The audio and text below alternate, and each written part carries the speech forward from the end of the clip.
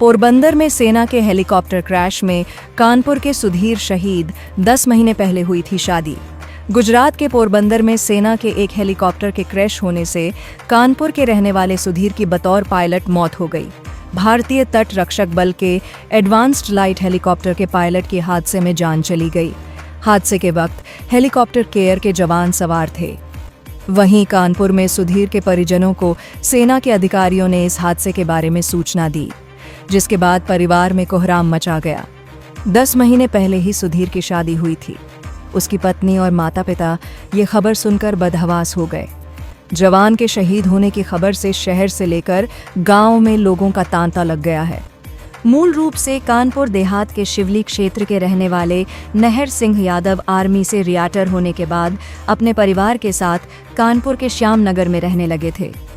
वो बैंक में नौकरी कर रहे थे।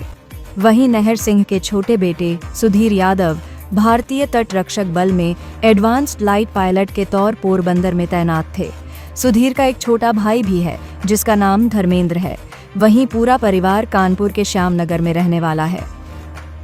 परिजनों की माने तो सुधीर की आज से 10 महीने पहले ही शादी हुई थी।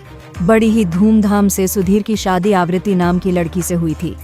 दोनों ने अरेंज मैरिज किया था, लेकिन सुधीर के शहीद होने से आवृत्ति भी बदहवास हो गई, क्योंकि कुछ ही समय सुधीर के साथ बिताने वाली आवृत्ति अब बिल्कुल अकेले रह गई है। उसकी सारी खुशियां खत्म हो गईं। सुधीर ने 3 दिन पहले ही घर पर कॉल की थी और गांव सहित पूरे परिवार का हाल जाना था, लेकिन परिवार में किसी को अंदाजा नहीं था कि 3 दिन पहले जिस बेटे ने घर वालों से बात की थी वो हादसे का शिकार हो जाएगा। वहीं मृतक जवान के परिजनों ने बताया कि सेना के अधिकारियों ने उसके न होने की खबर दे दी थी और आज सुधीर का पार्थिव शरीर कानपुर पहुंचेगा। वहीं क्षेत्र के अन्य गांव से भी बहुत से लोग सुधीर के पार्थिव शरीर की अंतिम यात्रा में शामिल होने के लिए कानपुर पहुंच गए हैं। आज सुधीर के पार्थिव शरीर को अंतिम विदाई दी जाएगी।